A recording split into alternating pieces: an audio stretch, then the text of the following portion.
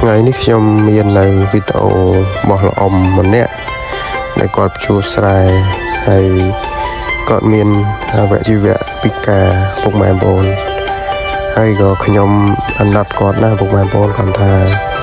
ខ្ញុំក៏គ្មានលទ្ធភាពអីនឹងជួយគាត់ដែររាល់ថ្ងៃហើយថ្ងៃម្សិលខ្ញុំជូនគាត់10000ពុកម៉ែបងប្អូនដើម្បីទុកហូបកាទៀវហូបកាហ្វេអញ្ចឹងណាហើយវីដេអូនេះគឺគាត់ជួសស្រែតែម្នាក់ឯងទេពុកម៉ែបងប្អូនគាត់ជួម្នាក់ឯងគាត់រស់ម្នាក់ឯងហើយ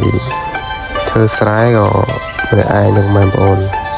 នេះជាកន្លែងដែលគាត់ជួបងប្អូនអញ្ចឹងខ្ញុំចង់ឲ្យបងប្អូនជួយគាត់ម្នាក់1000 2000អីចឹងទៅដើម្បី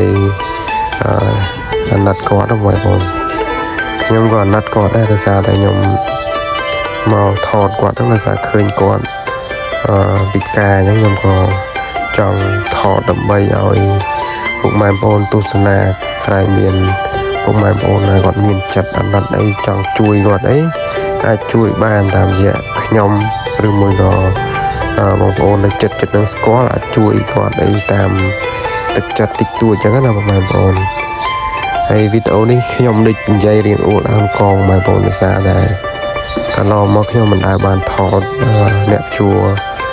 ដោយដូចគាត់ចឹងទេគាត់អាយុចាត់ជាងហើយបងប្អូនហើយគាត់ទៅជួបានអីបានទាំងអស់នេះជាកោរបស់គាត់ហើយខ្ញុំមកនោះគាត់តន់គាត់ជួទេគាត់ជួចិត្តហើយនៅបន្តិចតួចទៀតបងប្អូនហើយនេះជាសកម្មភាពនៅកន្លែងដែលគាត់ជួហើយកន្លែងនេះគឺគាត់ពីមុនគាត់ដាំម្លឹកតែដល់ពេលឥឡូវគាត់ជួដើម្បីព្រោះស្រូវតែបើតាមគាត់និយាយប្រហែលជាមិនព្រោះទេគាត់ប្រហែលជាស្ទូងទៀតបងប្អូនចឹងសូមបងប្អូនជួយចែកលែកនៅក្តីស្រឡាញ់នេះទាំងអស់គ្នាហើយនេះជាលោកអ៊ំខ្ញុំថតគាត់ហ្នឹងគឺចង់ឲ្យបងប្អូនបានឃើញបានស្គាល់គាត់ចឹងណាក្រែងពុកម៉ែបងប្អូននៅចិត្តនឹងអីទៅជួយទិញអាឡឹកជួយទិញអីគាត់ផងបងប្អូនរងថ្ងៃគាត់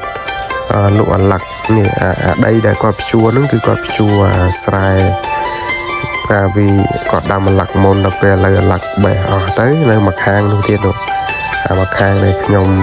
ថតនៅឃើញខៀវនោះអានោះអាឡឹកបងប្អូនចឹងសូមបងប្អូនជួយចែកម្លែកនៅ